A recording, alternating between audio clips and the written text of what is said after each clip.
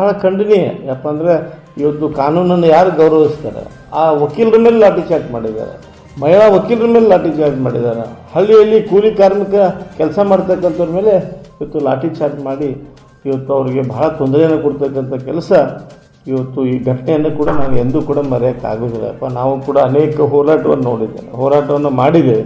ಆದರೆ ಈ ರೀತಿ ಒಂದು ಕೆಟ್ಟ ಒಂದು ಪದ್ಧತಿಯಲ್ಲಿ ಇವತ್ತು ಒಂದು ಲಾಠಿ ಚಾರ್ಜ್ ಮಾಡಿರ್ತಕ್ಕಂಥದ್ದು ಇದು ಖಂಡನೀಯ. ಮತ್ತು ಈ ಸರ್ಕಾರ ಪತನ ಆಗೋದ್ರಲ್ಲಿ ಸಂದೇಹ ಇದೆ. ಅದಕ್ಕೆ ಕಾರಣ ಈ ಪಂಚಮಸಾಲಿ ಹೋರಾಟ 100%. ಹಿಂದೆ ನರಗುಂದದಲ್ಲಿ ಕೂಡ ಗುಂಡೂರಾಯರು ಇದೇ ರೀತಿ ಗೋಲಿಬಾರ್ ಲಾಠಿ ಚಾರ್ಜ್ ಮಾಡಿದಾಗ ಅವ್ರು ಸರ್ಕಾರ ಕಳೆದುಕೊಂಡ್ರು, ಕಾಂಗ್ರೆಸ್ ಸರ್ಕಾರ. ಈ ಒಂದು ಮುಂದಿನ ವ್ಯವಸ್ಥೆ ಇದೇ ಪಂಚಮಸಾಲಿಗಳಿಂದ ಈ ಸರ್ಕಾರ ಪತನ ಆಗುತ್ತೆ. ನಿಮ್ಮ ಸ್ವಾಮೀಜಿಗಳು ಒಂದು ಮಾತಿದೆ, ನೀವು ಮೀಸಲಾತಿ ಕೊಡದೆ ಹೋದರೆ 2028ಕ್ಕೆ ನಾವೇನಂತ ತೋರಿಸ್ತೀವಿ ನಿಮ್ಗೆ ಅಂತ.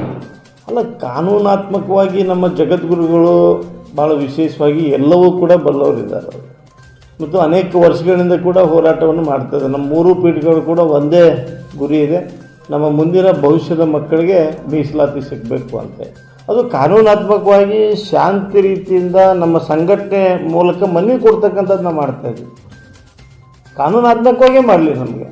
ಅದನ್ನು ಮನವಿ ಕೊಡೋಕ್ಕೆ ಬಂದವ್ರಿಗೆ ನೀವು ಲಾಠಿ ಚಾರ್ಜ್ ಮಾಡೋದು ಇದು ಸರಿಯಾದ ಅಲ್ಲ ಅನ್ನುವಂಥದ್ದು ಇವತ್ತು ರಾಜ್ಯದ ಜನ ಹೇಳ್ತಕ್ಕಂಥದ್ದು.